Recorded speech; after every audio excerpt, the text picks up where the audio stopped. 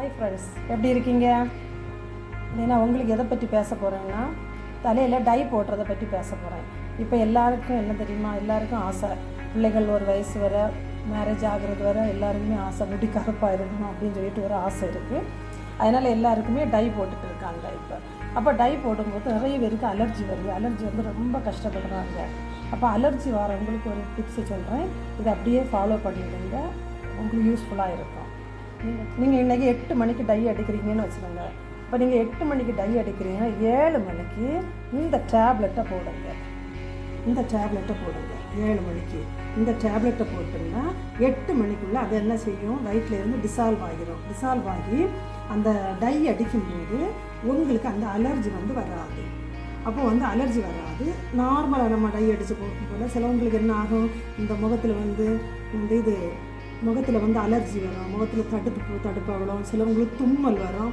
இந்த டேப்லெட்டை போட்டுட்டு நீங்கள் டை அடிச்சிங்கன்னா உங்களுக்கு எந்த தும்மலும் வராது. முகத்துலேயோ வீசையிலையோ தலையிலையோ உங்களுக்கு அலர்ஜியே இருக்காது. அப்புறம் என்ன பண்ணணும்னு சொன்னால், நிறைய பேருக்கு என்ன செய்ய, முகம் கறக்குது. முகம் என்ன கறக்குதுன்னா, இந்த டை அடித்து முகம் கறக்குது. அதுக்கு ஒரு இது சொல்ல போகிறேன். முகம் கறக்காமல் இருக்குது. இந்த டையை என்ன செய்யணும், நான் எந்த டை யூஸ் பண்ணால் அந்த டை தான் யூஸ் பண்ணுவேன். ஏன்னு சொன்னால், நான் வேறு டை யூஸ் பண்ணிகிட்டு இருந்தேன், ஆனால் அது ரொம்ப அலர்ஜி வந்துட்டு இருந்தேன். இந்த டை யூஸ் பண்ண பிறகு எனக்கு வந்து அலர்ஜி கிடையாது.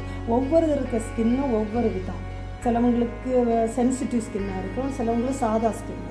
சென்சிட்டிவ் ஸ்கின் உள்ளவங்களுக்கு எது போட்டாலும் அலர்ஜியாக இருக்கும். அதனால் உங்களுக்கு இந்த டை தான் நீங்கள் யூஸ் பண்ணணும்னு சொல்லி, உங்களுக்கு எந்த டை தேவையோ அந்த டையை நீங்கள் என்ன செய்யுங்க, யூஸ் பண்ணிடுங்க. அந்த டை நீங்கள் மிக்ஸ் பண்ணி கலக்கும்போது இந்த குப்பி பாத்திரத்தில் தான் கலக்கணுமே தவிர சில்வர் பாத்திரத்துலையோ பிளாஸ்டிக்லேயோ இது என்ன செய்யணும். டை வந்து மிக்ஸ் பண்ணும்போது கண்ணாடி கிளாஸ் பாத்திரத்தில் தான் மிக்ஸ் பண்ண வேண்டாம். இந்த சில்வர் பாத்திரத்துலேயோ பிளாஸ்டிக்லேயோ எதுலேயுமே டை வந்து மிக்ஸ் பண்ணவே கூடாது. ஏன்னு சொன்னால், அந்த டைக்க கலர் வந்து அந்த பாத்திரத்துலேயே அப்சர்வ் ஆகிடும். இது வந்து அப்படி கிடையாது. இது வந்து நீங்கள் கழுகுனோட அப்படியே போயிடும். அதனால டை யார் மிக்ஸ் பண்ணாலும் இப்படிப்பட்ட கண்ணாடி பாத்திரத்தில் வச்சு தான் டை மிக்ஸ் பண்ணணும்.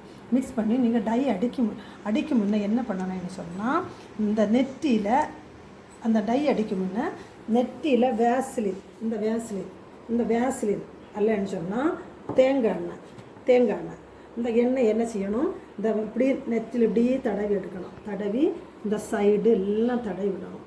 தடவி விட்டு காதுலையும் இந்த வேஸ்லினை தடவி விடணும். வேஸ்லின் இல்லைன்னா தேங்காய் எண்ணெய் தடவி பின் தலையில் நிறைய இருக்கிறவங்க இந்த கழுத்துலேயும் தடவி விடணும். அப்படி தடவி விடும்போது இந்த கெமிக்கல் என்ன ஆகாது, இப்படி வந்து முகத்தில் வந்தாலும் லைட்டாக நீங்கள் வந்து காட்டனை வச்சு அந்த லைட்டை தொடச்சி விட்டால் ஸ்கின்னில் வந்து அப்சர்வ் ஆகாது அந்த கெமிக்கல்.